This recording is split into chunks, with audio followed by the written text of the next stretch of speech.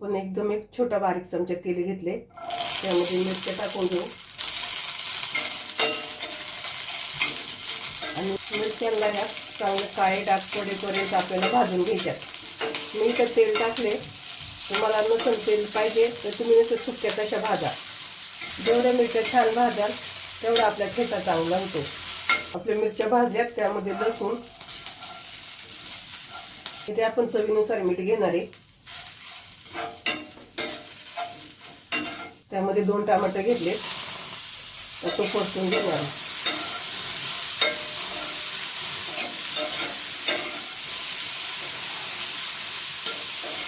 तर टमाटे मी जास्त परतून नाही घेणार, तेव्हा आपल्या टमाट्यांचा पूर्ण गाळ होऊन जाईल.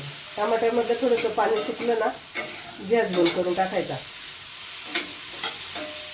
टमाटे परतून झाल्यात, त्यामध्ये कोथिंबीर. आपण गॅस बंद करूया. आता हे मी ठेचून घेते तांब्याने. तुम्हाला तांब्याने नसेल ठेचायचं तर तुम्ही खलबत्त्यात ठेचून घ्या. मिक्सरला नका बारीक करू, कारण मिक्सरला बारीक केलं ना की त्याची पूर्ण पेस्ट होईल. इथे बघा आपले तयार झाले. आपण आजारी पडल्यावर बघा आपल्याला काहीतरी चटपटीत खाऊशी वाटतं, त्यावेळेस नक्की हा ठेचा एकदा बनवून बघा. इथं आपल्या टमाट्याचा ठेचा तयार आहे. तुम्ही करा, खा आणि मला नक्की कमेंट करून सांगा कसा झाला तो.